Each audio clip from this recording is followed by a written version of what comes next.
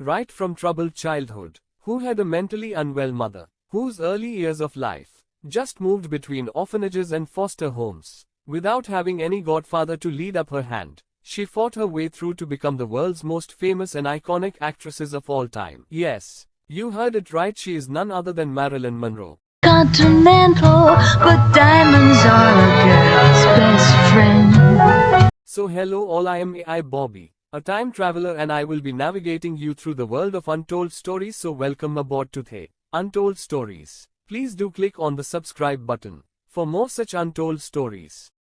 So today let me narrate to you the roller coaster life story about the one and only Mariyln Monroe. So let's get started.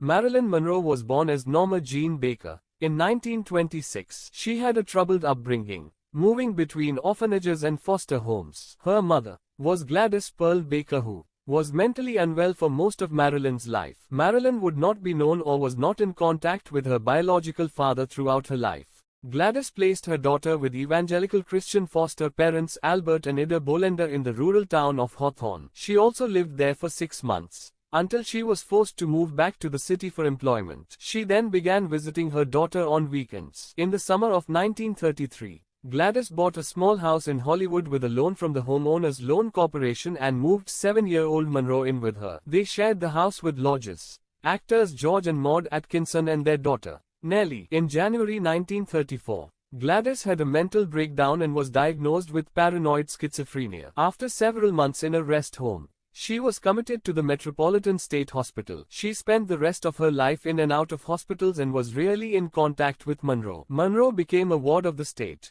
and her mother's friend Grace Goddard took responsibility over her and her mother's affairs. Later interviews with the star and those who knew her imply that she was sexually abused at least 2 of her foster homes when she was a young girl. A need for security amid the flux and pain of her childhood may have led her to marry a neighbor's 21-year-old son, James Doughty. Just after her 16th birthday, she dropped out of high school to become a housewife, but the marriage would only last a year. In April 1944, Dougherty was shipped out to the Pacific, where he remained for most of the next 2 years. Monroe moved in with her in-laws and began a job at the Radioplane Company, a munitions factory in Van Nuys. In late 1944, she met photographer David Conover, who had been sent by Captain Ronald Reagan, then working in the U.S. Army Air Force's 1st Motion Picture Unit, to the factory to shoot morale-boosting pictures of female workers. Although none of her pictures were used, she quit working at the factory in January 1945 and began modeling for Conover and his friends. Defying her deployed husband, she moved on her own and signed a contract with the Blue Book Model Agency in August 1945. The agency deemed Monroe's figure more suitable for pin-up than high-fashion modeling, and she was featured mostly in advertisements and men's magazines. To make herself more employable, she straightened her hair and dyed it blonde. According to Emmeline Snively, the agency owner, Monroe quickly became one of its most ambitious and hardworking models. By early 1946, she had appeared on 33 magazine covers for publications such as Pageant, US, Camera, Laugh, and Peak.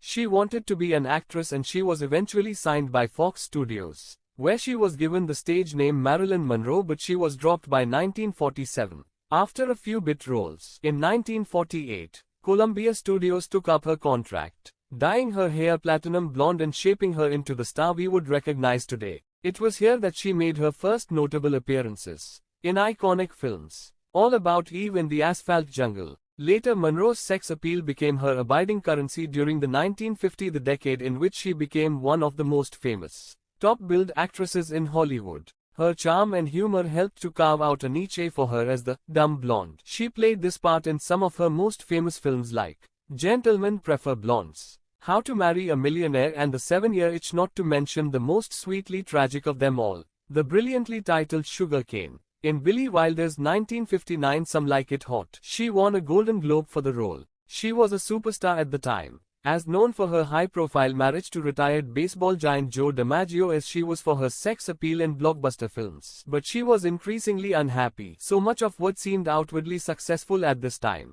belied a private misery. Her marriage to DiMaggio was troubled, and she was frustrated with the path she was offered, tired of the same old sex roles, which resulted in her suspension for refusing to work.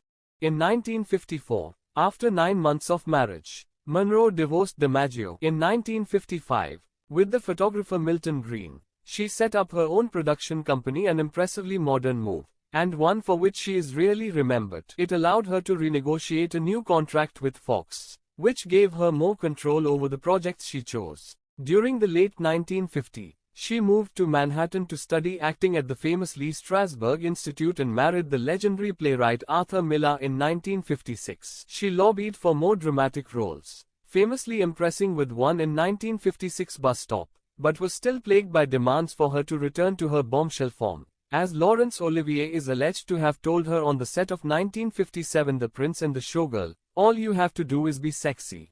In the last years of the 1950s and early 1960s, as her marriage to Miller ended, Monroe's behavior became increasingly erratic and she was plagued with ill health. She was famously fired from her last film 1962 Something's Gotta Give just months before her death. Her controversial life journey would also end with the biggest controversy.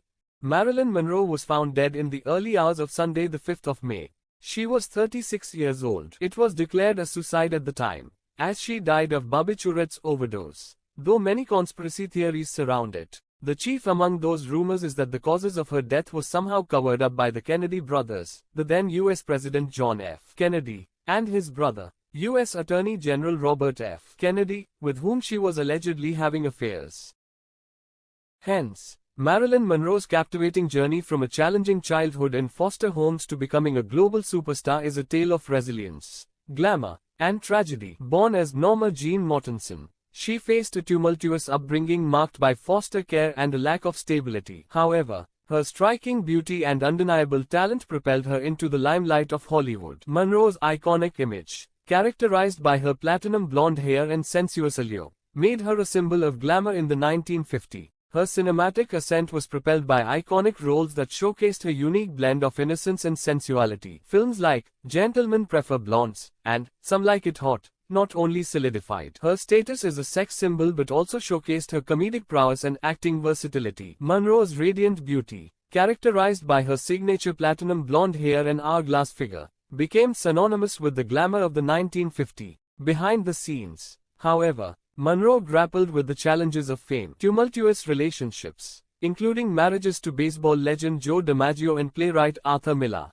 added layers of drama to her public image. Despite her external success, Monroe faced internal struggles with mental health issues and the intense scrutiny of the media. Her interactions with the Hollywood machine were complex, reflecting the pressures and expectations placed upon her. Monroe's collaborations with renowned directors and actors demonstrated her commitment to her craft. Yet her battles with studios over creative control and typecasting underscored the challenges she faced as a woman in the industry. The tragic undercurrents of Monroe's stardom reached a poignant climax with her untimely death at the age of 36. The circumstances surrounding her passing, officially ruled as a probable suicide, have fueled speculation and conspiracy theories. Monroe's demise, coupled with the enduring mystery surrounding it, has contributed to the legend that surrounds her. In death, as in life, Mariyln Monroe remains an enigmatic figure, an eternal symbol of both the glitz and shadows of Hollywood. Her life in stardom serves as a nuanced narrative that goes beyond the surface of fame,